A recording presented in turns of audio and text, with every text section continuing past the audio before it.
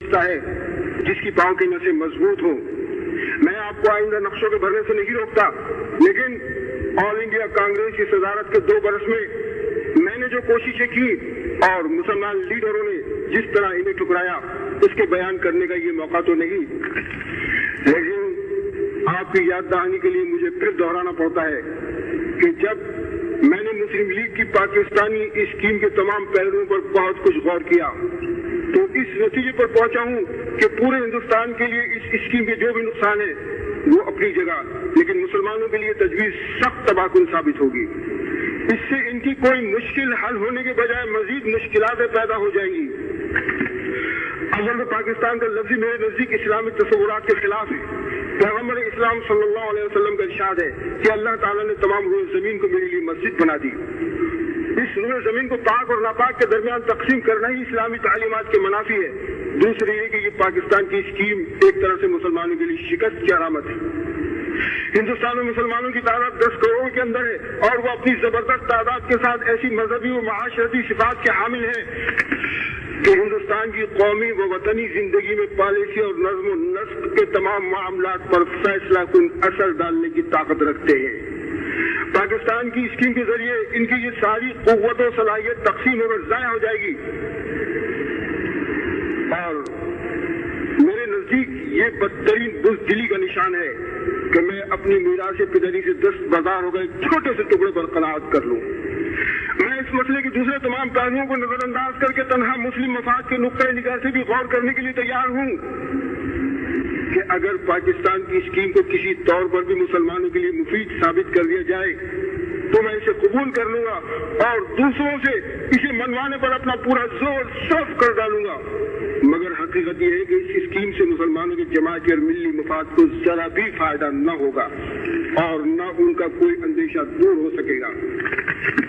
हाँ, जो तजवीज और फार्मूला मैंने तैयार किया था, जिसे काबीना मिशन और कांग्रेस दोनों से ही मंजूर कराने में कामयाब हो गया था और जिसकी रूह से तमाम सूबे मुकम्मल तौर पर खुद मुख्तार करार दे दिए गए थे, इसमें पाकिस्तानी स्कीम की वो तमाम खूबियां मौजूद हैं जो उन नकाइश से पाक है जो उनकी स्कीम में पाए जाते हैं।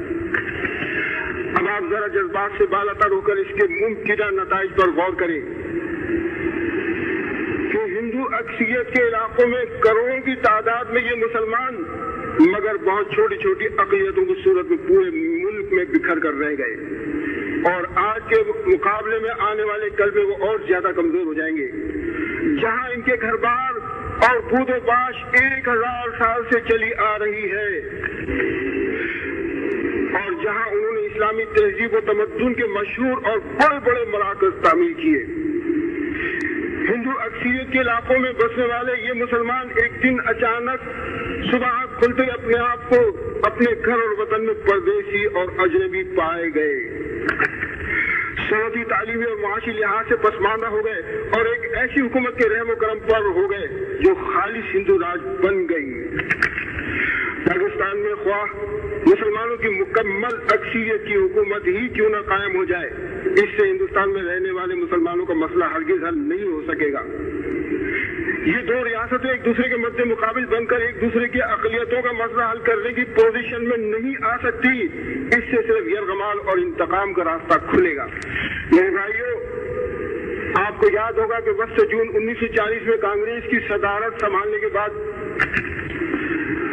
जब मैंने हिंदू मुस्लिम इख्तिलाफ के तस्फिये की गरज से बहैसियत सदर कांग्रेस मिस्टर मोहम्मद अली जिन्ना सदर मुस्लिम लीग को ये तजवीज भेजी थी कि हिंदुस्तान के तमाम सूबों और मरकज में किसी एक पार्टी की वज़रात के बजाय कांग्रेस और मुस्लिम लीग पर मुश्तमिल मखलूत वज़रातें बनाई जाए, लेकिन मिस्टर जिन्ना ने मेरी तजवीज ये कहकर मुस्तरद कर दी कि तुमको कांग्रेस ने शुगवाई की तरह कांग्रेस का सदर बनाया है, इसलिए मैं तुमसे किसी तरह की गुफ्तगू नहीं करना चाहता हूँ और बराबर की सतह पर हिंदू मुस्लिम तस्फिये का वो मौका जिस तरह हाथ से निकल गया, मैं आज तक ये समझने से कासिर रहा हूँ कि गैर तक़सीम शुदा हिंदुस्तान की पहली हुकूमत जो 14 अरकान पर मुश्तमिल होती और जिसमें 7 मुसलमान नुमाइंदे होते और 7 गैर मुस्लिम नुमाइंदे, जिनमें हिंदू सिर्फ दो होते, इस्लाम और मुसलमानों के कौन से अहम मफाद के पेश नजर मिस्टर जिना के लिए काबिल कबूल नहीं थी? क्या इस तरह मुसलमानों को हिंदुस्तान की पहली हुकूमत में एक माकूल हिस्सा नहीं मिल रहा था? मेरे भाइयों, मैं आपको इस वाक़े की रोशनी में ये बताना चाहता हूँ कि जब लॉर्ड वेल की जगह लॉर्ड माउंट बैटन हिंदुस्तान के आखिरी वासराय मुकर्रर होकर आए और उन्होंने धीरे धीरे सरदार पटेल, जवाहरलाल नेहरू, गांधी वगैरह कांग्रेसी रहनुमाओं को तकसीम का नजरिया कबूल कर लेने पर आमादा कर लिया। बिला आखिर 3 जून 1947 को हिंदुस्तान को 2 रियासतों में तकसीम कर देने की तजवीज का ऐलान कर दिया गया। मेरे भाई, ये ऐलान दरअसल न तो हिंदुस्तान के मफाद में था न मुसलमानों के मफाद में, इससे सिर्फ बरतानवी मफाद की हिफाजत मकसूद थी। इसलिए कि हिंदुस्तान की तकसीम और मुसलमान अक्सरियत के सूबों की अलग रियासत कायम कर देने से बरतानिया को बर्रे सगीर में अपने पांव टिकाने का मौका हासिल हो जाता था।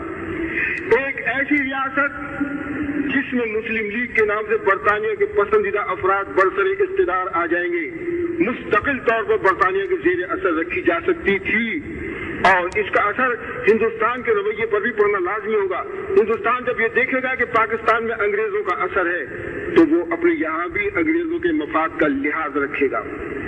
आखिरकार 14 अगस्त 1947 को हिंदुस्तान तकसीम कर दिया गया। पाकिस्तान और हिंदुस्तान की 2 आजाद रियासतें वजूद में आ गई जो यकसा तौर पर बरतानवी कॉमनवेल्थ की मेंबर बनने पर राजी हो गई और फिर मेरे बदतरीन खदशात सही साबित होने लगे।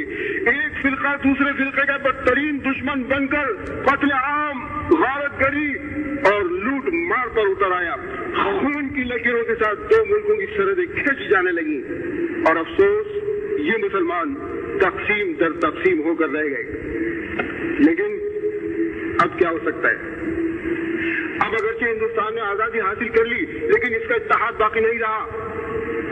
पाकिस्तान के नाम से जो नई रियासत वजूद में आई है जिसमें बरतानिया के पसंदीदा अफराद का बरसरे इख्तिदार तबका वो है जो बरतानवी हुकूमत का परवरदा रहा है।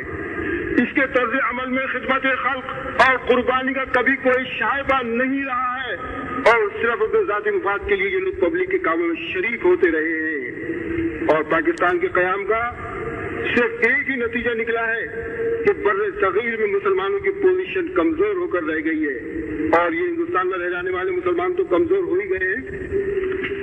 ये हिंदुस्तान में रह जाने वाले करोड़ों मुसलमान जो अब तक हिंदुओं के जुल्म और इंतकाम का शिकार रहेंगे, पाकिस्तान के बसने वाले मुसलमान इनकी कोई भी मदद न कर सकेंगे। और इसी तरह से पाकिस्तान में बसने वाले मुसलमान जिस माशरती, इक़्तिसादी कमजोरी और सियासी पसमानदगी का शिकार रहेंगे, ये हिंदुस्तान में बसने वाले मुसलमान उनकी कोई मदद न कर सकेंगे।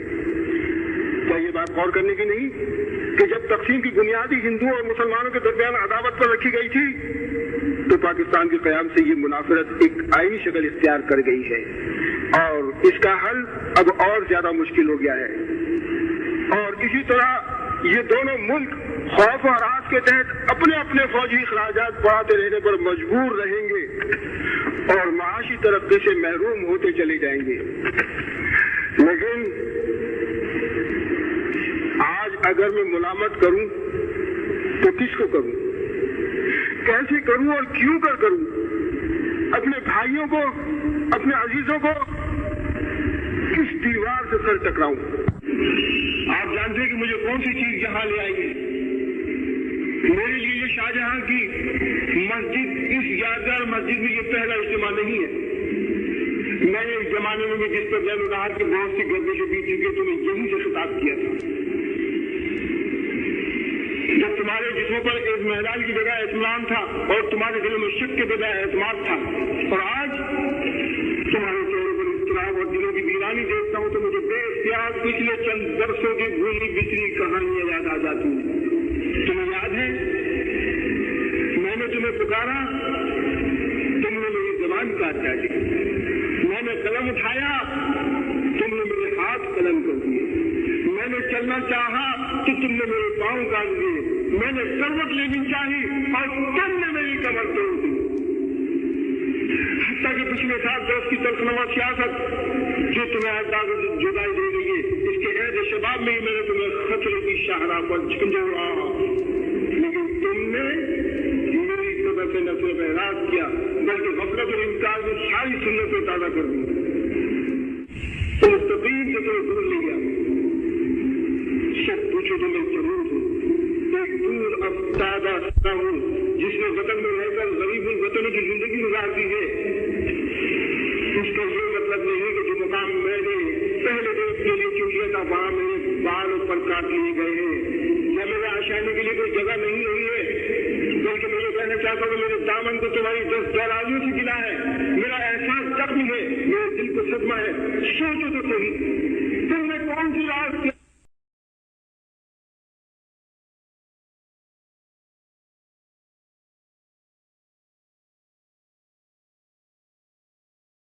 A crowd of something like 300,000 people assembled in Delhi for a special meeting to be addressed by MAULANA AZAD, Minister of Education in the government of the Dominion of India.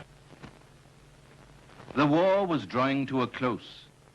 The members of the Congress Working Committee were released. They journeyed to Simla at Lord Wavell's invitation to attend a conference of India's outstanding politicians and party leaders for considering constitutional changes in India. Though Gandhi was not a delegate, he came to Simla as an observer in response to the Viceroy's persistent request.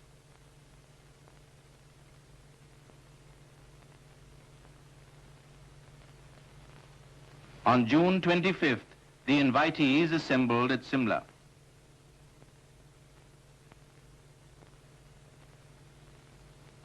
Vindicating its claim to be a truly national organization, the Congress did not subscribe to communal parity. On this rock, the conference foundered on July 14th.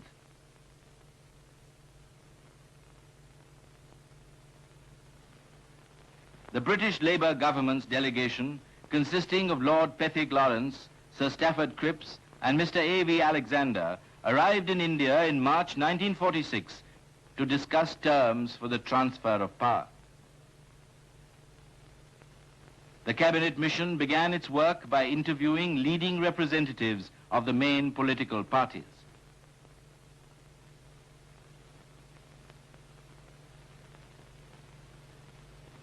Interviews followed interviews to arrive at the greatest common measure of agreement among the different parties.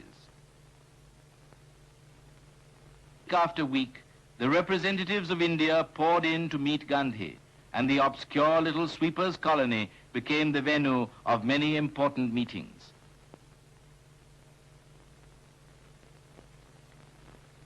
Abul Kalam Azad, Jawaharlal Nehru, Khan Abdul Ghaffar Khan, and Sardar Vallabhbhai Patel arrived in the first week of May to represent the Congress. The pourparlers continued at the Viceregal Lodge, but the conference could not achieve an agreement between the Indian National Congress and the Muslim League, and broke up on May 12th.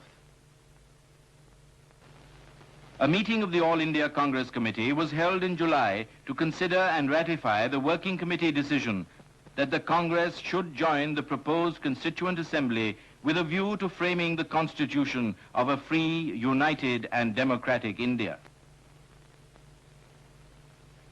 To seek guidance from Gandhi.